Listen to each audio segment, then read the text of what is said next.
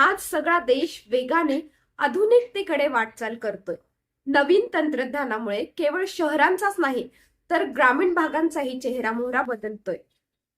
विशेषतः शेती क्षेत्रामध्ये मोठा बदल पाहायला मिळतोय. सरकार देखील शेतकऱ्यांना नवीन तंत्रज्ञानाचा वापर करण्यासाठी मोठ्या प्रमाणावर प्रोत्साहन देते.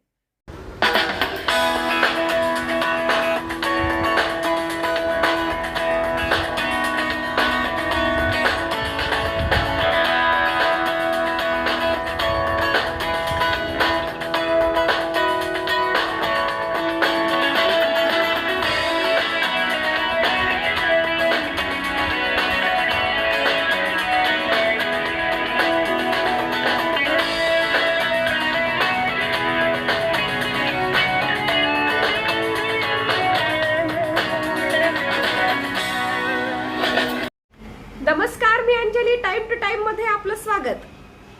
आजकाल आपण पाहतोय की अनेक जण शहरांकडे धाव घेत आहेत. यामुळे गावांमध्ये शेतात काम करण्यासाठी मजुरांची कमतरता भासते. मात्र आता काळ वेगाने बदलतोय. शेतामध्ये आधुनिकीकरण आले, नवीन तंत्रज्ञान येत असल्यामुळे काम करणं अधिक सोपं होते. आता भारतामध्ये पहिल्यांदाच इलेक्ट्रॉनिक ट्रॅक्टर दाखल झालाय. मध्य प्रदेशमध्ये रायसेन येथे सरकारकडून आयोजित उन्नती कृषी महोत्सवात हे आधुनिक ट्रॅक्टर दाखल झालं होतं. इथे शेतकऱ्यांना प्रात्यक्षिक दाखवण्यात आली.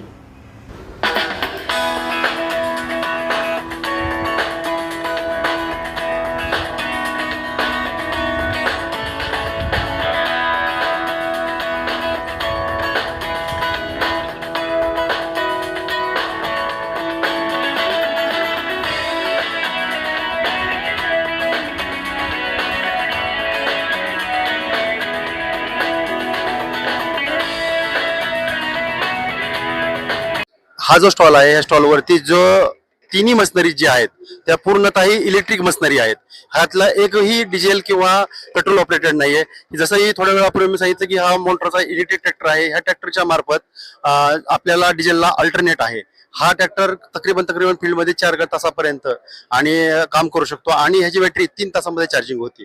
त्यामुळे एक चांगला पर्याय आपल्याला डिझेलसाठी आहे, ज्याच्यातर्फे तुम्ही शेतातला माल वाहू शकता, आरामात प्लॉविंग करू शकता, हार्वेस्टिंग करू शकता, कल्टिवेटिंग करू शकता, स्प्रेइंग करायचं ट्रॅक्टर ऑपरेटेड स्प्रेअरच्या थ्रू स्प्रेइंग करायचं असलं पाठीमागे लावून स्प्रेइंग करू शकता. हे सगळ्या प्रकारचे विभिन्न, जसं सामान्य ट्रॅक्टर जिस तरह काम करतो त्याच पद्धतीने हा ट्रॅक्टर काम करू शकतो. तर हा एक त्यातला पार्ट, एक सोच नवीन आहे. त्याच्यानंतरचं दुसरं जे आहे ती पॉवर टिलर. जसं आपल्या पश्चिम महाराष्ट्रामध्ये बघितलं तर बाबा ऊस वगैरे आहे, त्याच्यामध्ये इंटरकल्चर ऑपरेशन वगैरे करायचं असलं तर ह्याचा जास्तीत जास्त युटिलायझेशन होतो. जसं कोकणामध्ये पॅडी वगैरे आहे, त्याच्यामध्ये पडलिंग वगैरे करायचं असलं तर त्याच्यामध्ये यूज होतो. तर आजपर्यंत जे पॉवर टिलर युटिलाइज केले जात होते ते सगळे हे डिझेल किंवा पेट्रोल ऑपरेटेड केले जात होते.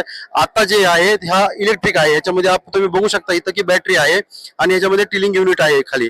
तर हे पूर्णतः इलेक्ट्रिक वरती ऑपरेट होत आहे आणि इलेक्ट्रिकली ऑपरेट होऊन हे सगळ्या गोष्टी, जसा general diesel operated power tiller काम करतो त्याला रिप्लेसमेंट म्हणून हा चांगल्या पद्धतीने काम करू शकतो. तिसरी मशीन जी तुम्ही बघत आहात ही एक पॉवर विडर आहे, जेणेकरून आजकाल भरपूर विडी साईड मध्ये तेच सांगत आहे पुढं की तुम्ही जे बघत आहात आजकाल की लेबर आपल्याला शेतीमध्ये खुरपायला वगैरे मिळत नाही.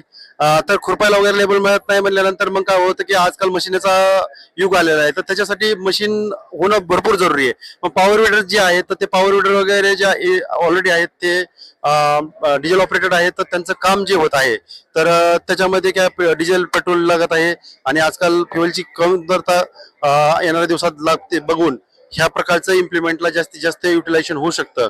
आणि 2 क्रॉपच्या मध्ये 2 पिकाच्या मधली जी वीड आहेत त्यांना चांगल्या पद्धतीने काढता येतं.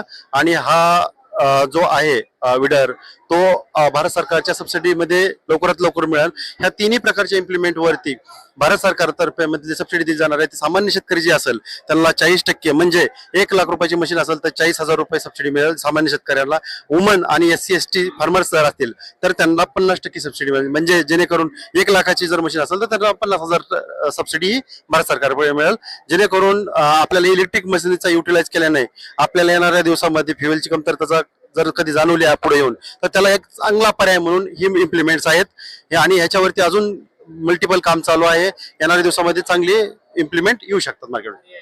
की हा स्पेशल स्टॉल गडकरी साहेब किंवा शिवराज सिंग चौहानसाठी येणार आहे. हम्म. त्यासाठी मांडलं काय सांगता? ऍक्च्युली हा एक बारकाईनं लक्ष असतं. हा ऍक्च्युली काय हा प्रदर्शनीचा भागच आहे, परंतु स्पेशली हा पार्ट आमचा गडकरी साहेबांना आणि मामांना दाखवायचं कारणच ते आहे की बाबा त्यांचं स्पेशली लक्ष ह्याच्यावरती इलेक्ट्रिक वरती आहे आणि त्याच्यामुळे त्यांना खूप इंटरेस्ट आहे, म्हणून हा स्टॉल आम्ही प्रायमरी त्यांना दाखवतो.